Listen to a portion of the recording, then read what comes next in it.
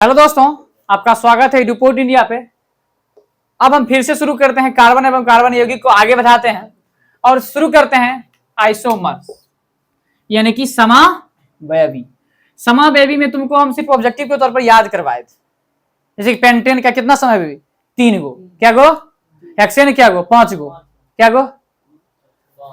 तो एल्केन सरेनिक सब लिख हो जाए, हम दिखाते हैं, जल्दी लिखो। समावयवी पहले लिख लो, उसके बाद बताते हैं समावयवी कहते किसको। सबसे पहले समावयवी का परिभाषा लिख लो, थोड़ा लिखो तो। समावयवी का परिभाषा लिखो, जल्दी लिखना। वे कार्बनिक यौगिक वे कार्बनिक यौगिक वे कार्बनिक यौगिक वे कार्बनिक यौगिक जिनके अणुसूत्र समान होते हैं। वे कार्बनिक यौगिक जिनके अणुसूत्र समान होते हैं। वे कार्बनिक यौगिक जिनके अणुसूत्र समान होते हैं। जिनके अणुसूत्र समान होते हैं लेकिन भौतिक और रासायनिक गुण भिन्न भिन्न होते हैं। लेकिन भौतिक और रासायनिक गुण लेकिन भौतिक और रासायनिक गुण लेकिन भौतिक और रासायनिक गुण लेकिन भौतिक और रासायनिक गुण भिन्न भिन्न होते हैं। भिन्न भिन्न होते हैं। वे यौगिक एक दूसरे के समावयवी कहलाते हैं। वे यौगिक एक दूसरे के समावयवी कहलाते हैं। वे यौगिक एक दूसरे के समावयवी कहलाते हैं। समावयवी कहलाते हैं। इस गुण को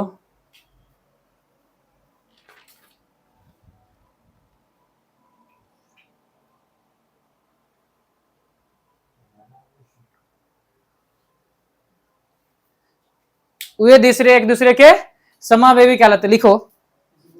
और ऐसी घटना को या इस गुण को समावयवता कहते हैं। समावयवता कहते हैं। इस गुण को या ऐसी घटना को समावयवता कहते हैं। समावयवता कहते हैं। ध्यान दे, यानी कि अणुसूत्र क्या होगा? समान होगा। अणुसूत्र क्या होगा? और सब कौन चीज? और सब कौन चीज? भिन्न भिन्न होगा। अगर कौन चीज बोलेंगे? वो एक दूसरे के क्या होगा? समय भी। और ऐसी घटना को क्या बोलेंगे? समावयवता। अब लिखना समावयवता के प्रकार। समावयवता के प्रकार। समावयवता के प्रकार देखो, समावयवता के 2 प्रकार होते हैं, संरचनात्मक समावयवता और त्रिविमीय समावयवता। त्रिविमीय समावयवता हम पढ़ाने वाले नहीं है, क्योंकि पूछ भी नहीं करता और इंपॉर्टेंट भी नहीं है। हमरा पढ़ना क्या? संरचनात्मक समावयवता। लिखो, लिखें समावयवता के प्रकार। लिखना संरचनात्मक समावयवता। संरचनात्मक समावयवता। संरचनात्मक समावयवता। संरचनात्मक समावयवता। संरचनात्मक समावयवता। दूसरा इसी में, हाँ, संरचनात्मक। दूसरा लिखना त्रिविम समावयवता। त्रिविम समावयवता। त्रिविम समावयवता। उसको भी पढ़ा ही देते हैं, त्रिविम को भी थोड़ा, ठीक। पहले संरचना में समझ ले, ठीक। त्रिविम में कुछ उतना है नहीं, ठीक, पढ़ा देंगे, इसे छोड़ देते हैं। देखो, लिखना आगे लिखना संरचनात्मक समावयवता के 3 प्रकार होते हैं। पहला में लिखना संरचनात्मक समावयवता के 3 प्रकार होते हैं। संरचनात्मक समावयवता के 3 प्रकार होते हैं। पहला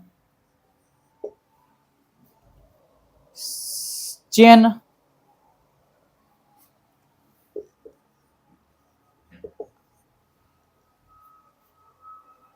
आइसोमेरिज्म। Chain isomerism.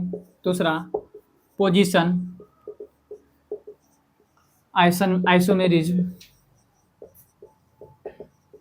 तीसरा, दिख रहा है ना, तुम लोग को दिख रहा है ना? तीसरा फंक्शनल आइसोमेरिज्म। Functional isomerism. पहला लिख के दे ना चेन में आइसोमेरिज्म। इन चीजों को पढ़ के हम क्लोज करेंगे चीजों को, उसके बाद ऑब्जेक्टिव का वीडियो आएगा तुम लोग को, ठीक, डिस्कशन होगा, उसको सुनने के बाद तुम लोग का सारा चीज क्या हो जाएगा, क्लियर होगा। ठीक, ध्यान दे, चेन आइसोमेरिज्म, चेन आइसोमेरिज्म लिख के दे देना, लिखना। कार्बन परमाणु के श्रृंखला में, कार्बन परमाणु के श्रृंखला में भिन्नता के कारण, कार्बन परमाणु के श्रृंखला में भिन्नता के कारण, भिन्नता के कारण होने वाली,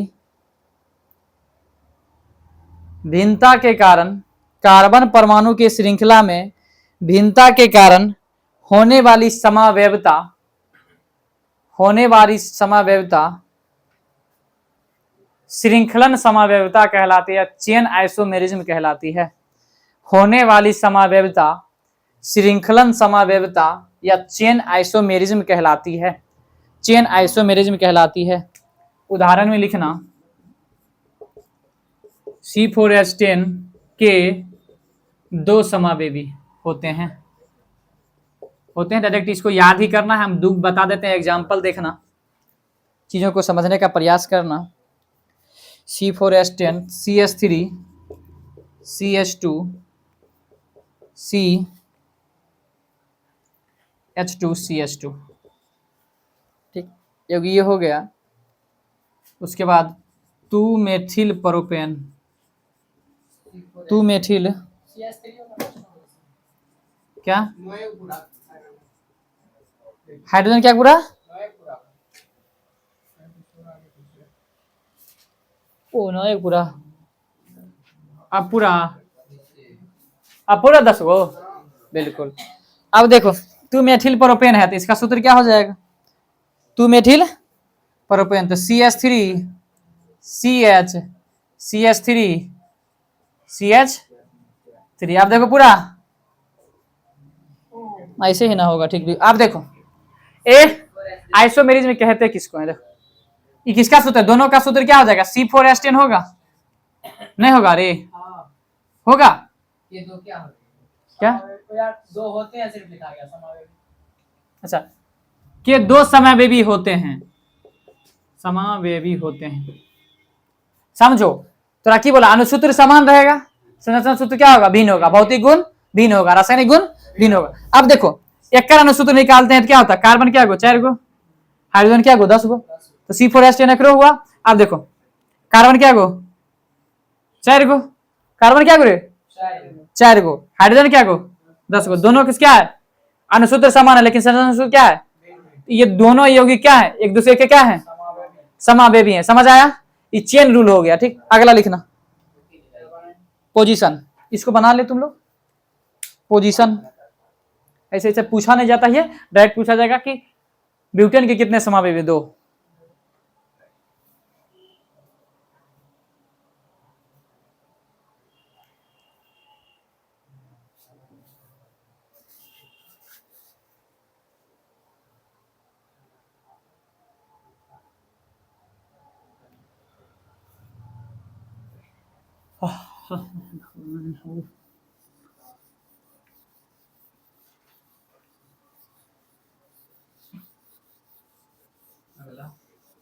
अगला लिखना पोजीशन आइसोमेरिज्म, यानी कि स्थान समावयवता।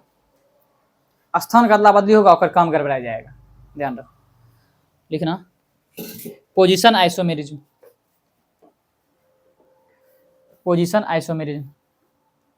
अच्छा, पेंटेन के कितने समावेवी होते हैं, 3 होते हैं, ठीक, ध्यान रखना। लिखना क्रियाशील समूह के स्थान में होने वाली भिन्नता को, क्रियाशील समूह के स्थान में होने वाली भिन्नता को, होने वाली भिन्नता को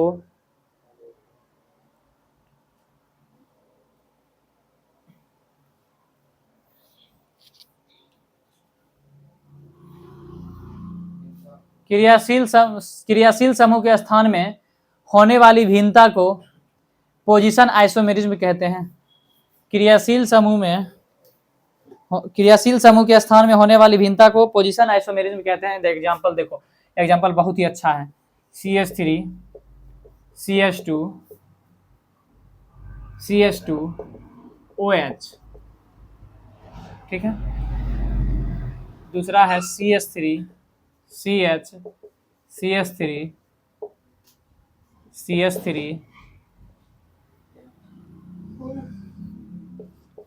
ध्यान दे इधर,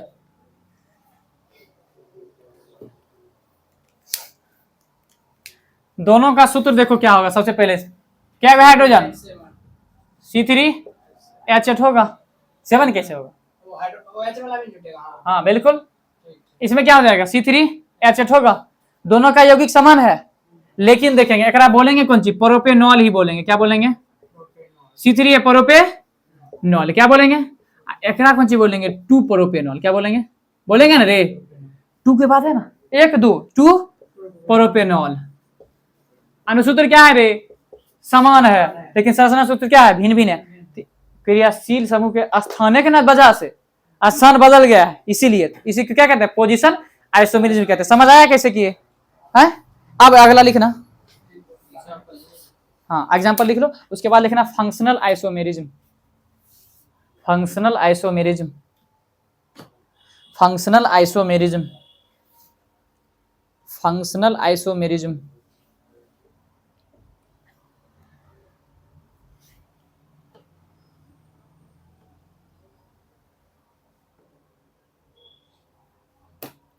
फंक्शनल आइसोमेरिज्म,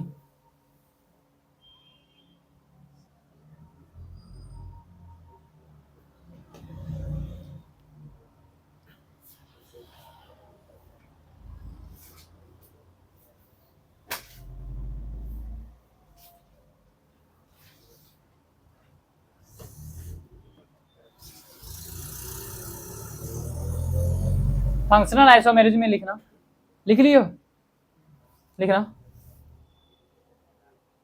बोले देखो, जब 2 या 2 से अधिक यौगिक का अनुसूत्र, जब 2 या 2 से अधिक यौगिक का अनुसूत्र, जब 2 या 2 से अधिक यौगिक का अनुसूत्र, उधर बाहर बज रहा था अभी, अच्छा, जब 2 या 2 से अधिक यौगिक का अनुसूत्र एक ही हो, यौगिक का अनुसूत्र एक ही हो, किंतु उसमें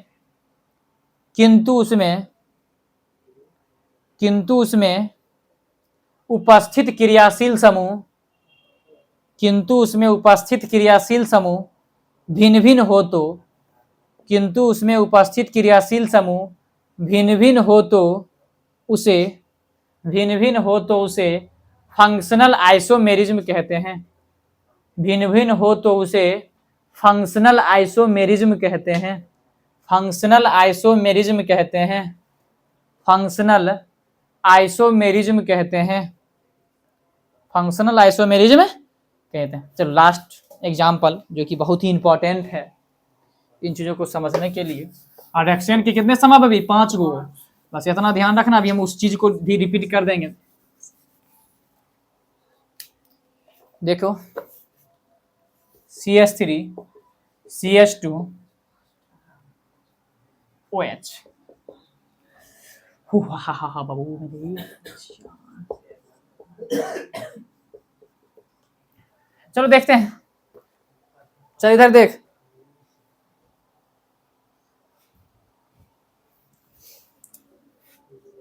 दो कार्बन, कोई दिक्कत क्या, हाइड्रोजन, दोनों में है बात है ना, दोनों में बात है। अब देखते हैं इसको हम क्या बोलेंगे, दुग है कार्बन, क्या होगा, एथिल एल्कोहल बोल सकते हैं। एथिल एल्कोहल, एथेनॉल भी हो सकता है, बिल्कुल एथेनॉल यहाँ पर लिख सकते हैं, कोई दिक्कत नहीं, एथेनॉल हो जाएगा। ठीक, एल्कोहल नहीं लिखेंगे तो एथेनॉल लिखेंगे, ओकर आएगा ना। ठीक, अब देखो यहाँ पर क्या होगा, कहता है CH3, इसको क्या बोल सकते हैं, दोनों बगल बॉन्ड है, जिसको हम लिख सकते हैं डाई, दोनों बगल लगल है ना, तो डाई पहले बोलेंगे, कोई दिक्कत। अब दुग है कार्बन, दुग कार्बन, आई कौन सी होता है, मेथिल का होता है, तो क्या हो जाएगा, आई ककर है इथर का, तो क्या है, डाई मेथिल इथर। क्या हो जाएगा, समझ आया। ई मेथिल का है और दोनों लगल बॉन्ड लगल है, मेथिल लगल क्या होगा, डाई और मेथिल ईथर, ईथर का है ये। अनुसूत्र समान है लेकिन संरचना सूत्र क्या है, भिन्न। फंक्शनल हो जाएगा आइसोमेरिज्म, इससे पहले प्लेस हो गया था, उससे पहले चेन हो गया था, समझ आ गया। उसके बाद जो आती है त्रिबीम, ठीक, इसको समझना है थोड़ा नोट्स में भेज दिया जाएगा, ठीक, नोट्स में होगा तो होगा, आने तो देख लेना, ठीक, उसमें कोई दिक्कत उसे पूछा नहीं जाता है, समझना बस यही था, ठीक, कोई दिक्कत। आज के लिए इतना ही, मिलते हैं। कार्बन एवं कार्बन यौगिक का क्वेश्चन आंसर नहीं हुआ, ये हो गया। और जो भी क्वेश्चन होगा, सब्जेक्टिव क्वेश्चन हो, पूछा जाने वाला क्वेश्चन, वो डिस्कशन के माध्यम से आप लोग को बता दिएगा कौन क्वेश्चन पढ़ना है, कौन क्वेश्चन नहीं पढ़ना है। हमेशा जुड़े रहिए, ठीक।